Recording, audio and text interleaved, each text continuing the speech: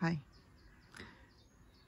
Der findes nogle termer i den spirituelle verden, og nogle, som vi rigtig tit hører på YouTube og på nettet. Og det er, at vores partnere, vores venner, vores familie, nære relationer er enten twin flames eller soulmates. Og en stor misforståelse er blandt andet, at det er det samme. Og det er det ikke.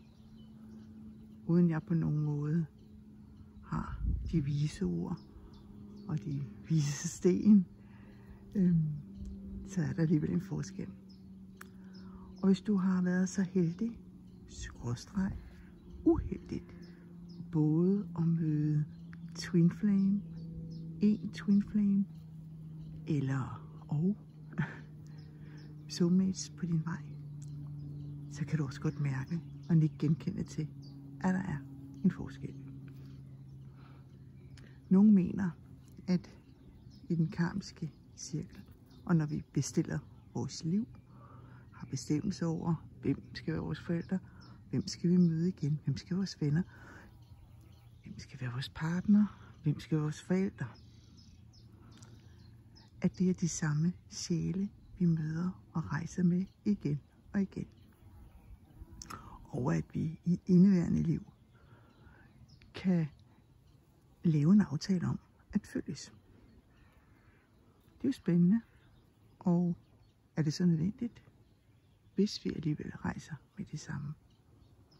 Men lad det ligge, og lad det være op til jer selv at vurdere.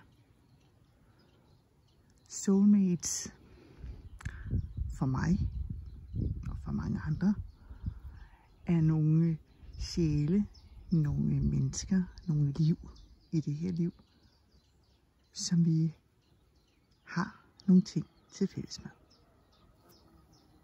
Eksempelvis vil jeg jo mene, at når vi får børn med hinanden, om vi får børn med en, vi har været gift med, eller ender med at være gift med i 30 år, eller om vi får børn med en, vi bare møder til en julefrokost, så har vi en sjælelig forbundenhed. Og det har vi også helt naturligt med vores forældre og med vores børn. Hvordan hænger det sammen, Lisbeth?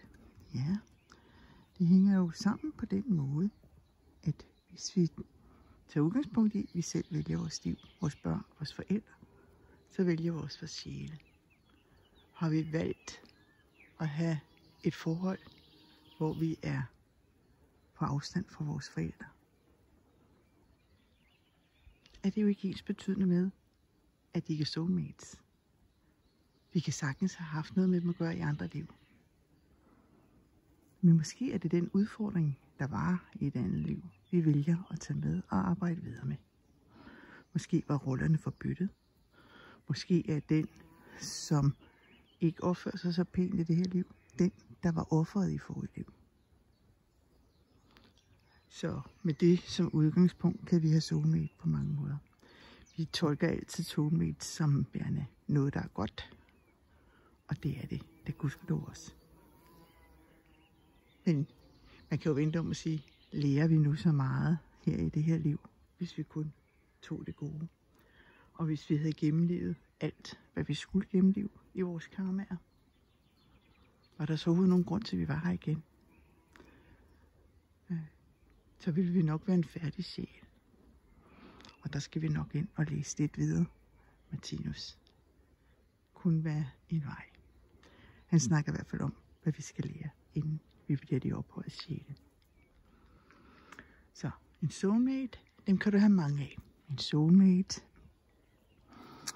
kan være en god veninde, en god ven, en god kammerat, barndomsven, som du ikke ser resten af livet, men som har lavet skilsættende ting sammen med dig, sagt skilsættende ting. Soulmate kan også meget godt være din partner, og det giver også rigtig god mening. I fleste tilfælde er der, hvor vi opsøger begrebet soulmates og bruger begrebet soulmates, er der, hvor vi har det rigtig, rigtig godt med hinanden.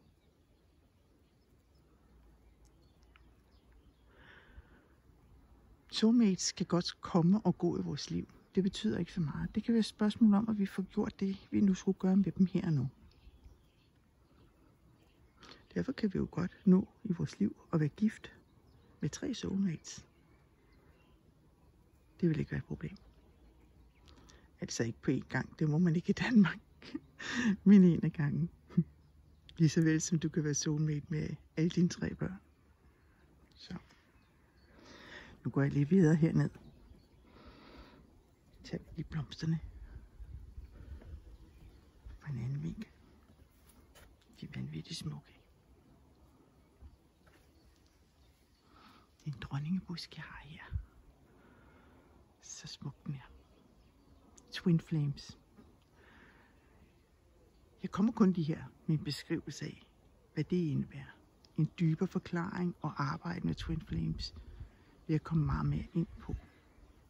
Den her lille film, den er tænkt som en fortælling eller en oplysning om forskel.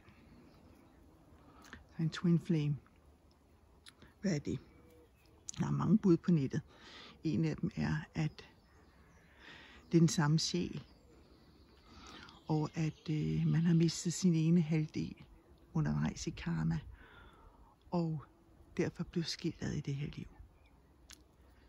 Andre mener, at vi er 2 sjæle ud af 1.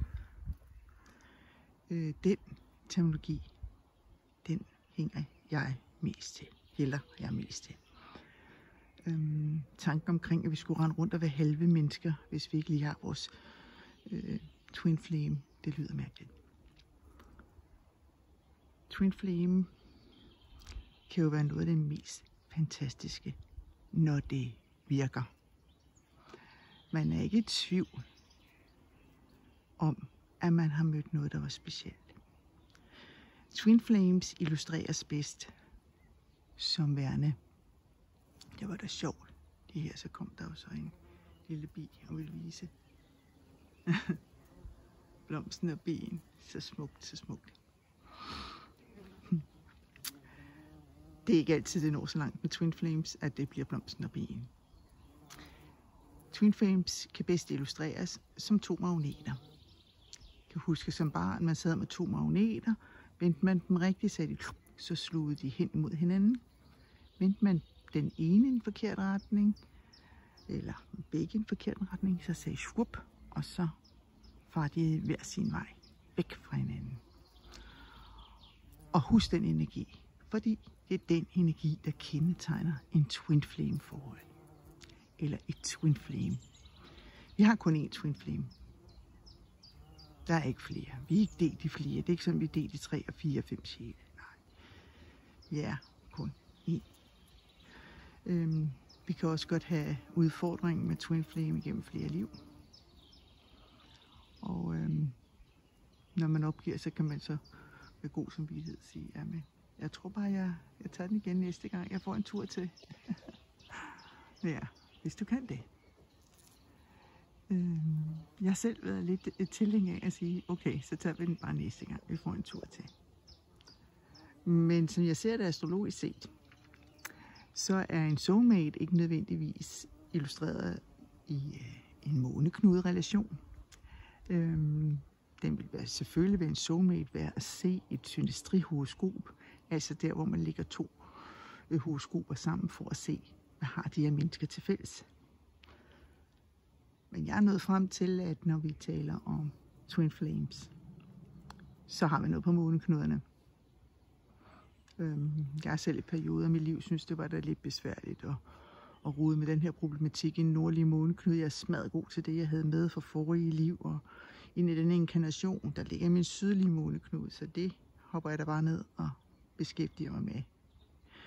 Men hvis man er under udvikling i hele sit horoskop, så vil resten af horoskopet også hive en op til sin nordlige måneknude på et tidspunkt, og så må man kigge på det og gøre et eller andet.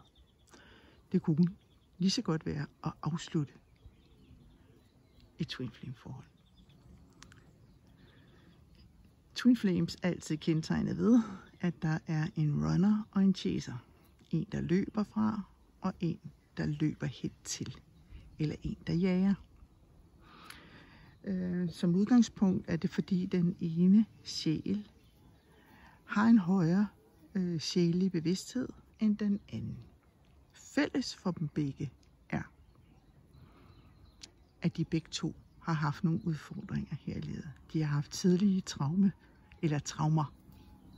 Der kan sagtens være flere. De finder hinanden i forståelsen af hinandens traume, som ofte vil ligne hinanden.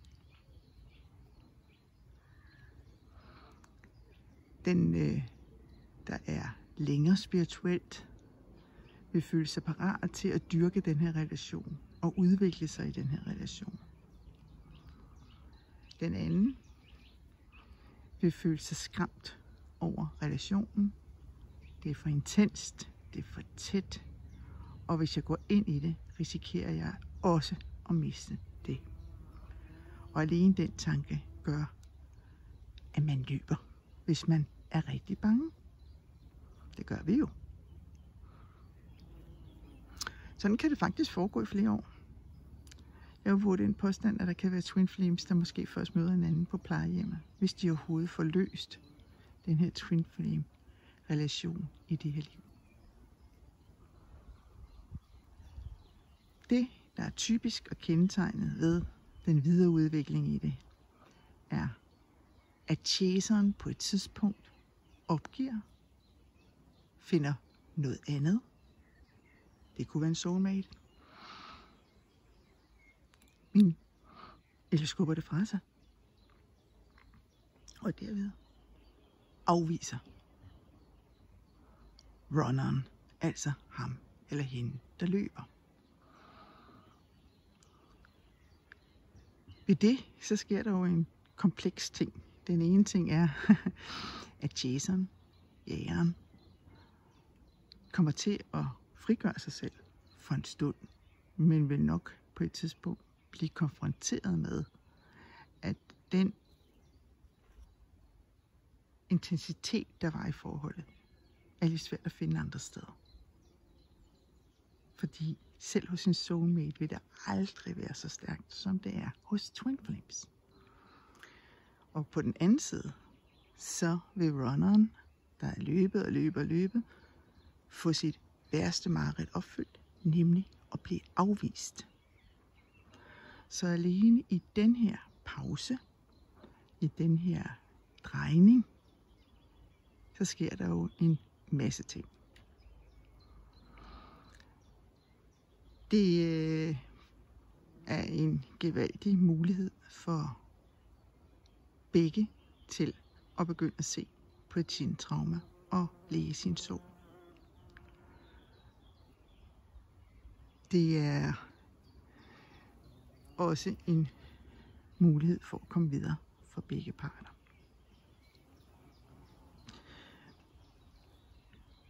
Hvis runneren får arbejde med de her ting,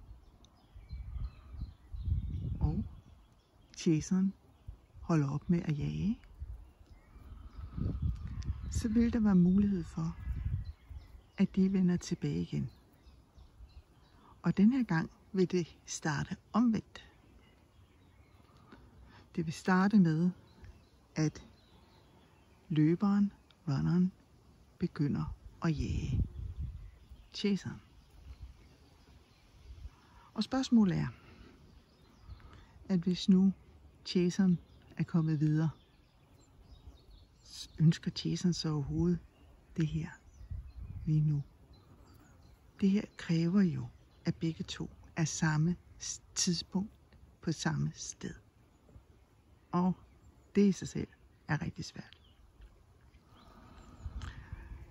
Man kan også være nødt til at stoppe og sige, jeg kan ikke komme videre. Traumer kan også være så store, at de måske ikke er bearbejdet endnu, og måske aldrig helt bliver bearbejdet i bund.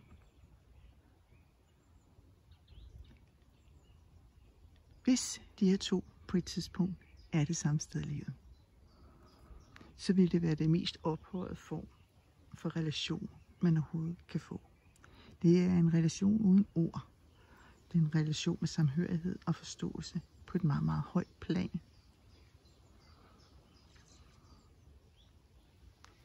Det eneste problem, det er som at bestige Mount Everest 100 gange. 100 gange i snestorm, laviner, 100 gange. Mange dør undervejs. Og det er måske derfor, at der ikke er så mange, der kender til det. Og måske er det derfor, at de fleste, der taler om Twin Flames på nettet, taler om det på engelsk eller andre sprog. Skal man hoppe ud i det? Nej, det skal man ikke nødvendigvis. Hvis det lige pludselig er, at det hele byder sig, det hele falder på plads, så kommer det af sig selv.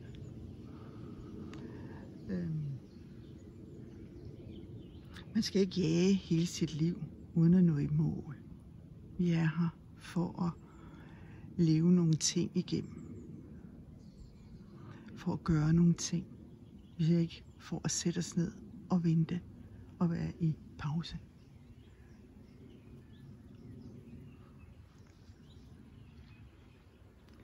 Så man kan have tiltro til universet og sige, hvis universet på et tidspunkt synes, nu er de her to sjæle der, hvor ingen vil løbe og ingen vil jage, hvor de begge to bare vil stå stille og være, så sker det. Så render de ind i hinanden i Brugsen på Nørrebrogade, eller på anden mærkelig måde. Det skal man have tiltro til. Man skal passe på ikke at sammenligne alle problematiske forhold med Twin Flames. Mange på de engelske sider taler om false Twin Flames. Det er misbrugsforhold. Er du i et misbrugsforhold, så skal du have hjælp, og så skal du ud af det. Der er en ting, der er fælles for begge Twin Flames, det er den dybe kærlighed, dybe respekt for hinanden. Hvis der foregår vold, overgreb, psykisk terror, så har det intet med kærlighed at gøre. Så er det et misbrugsforhold, og du skal have hjælp. Jeg vil lave nogle flere film, hvor vi kommer ind på, hvordan man arbejder hen imod det, og sammen med sit horoskop. Men det her må være nok lige nu. Det var lidt om, hvad er Twin Flames, og hvad er soulmates, og hvad er den lille forskel? En lille forskel, det er der jo så nok alligevel. Held og lykke på din rejse.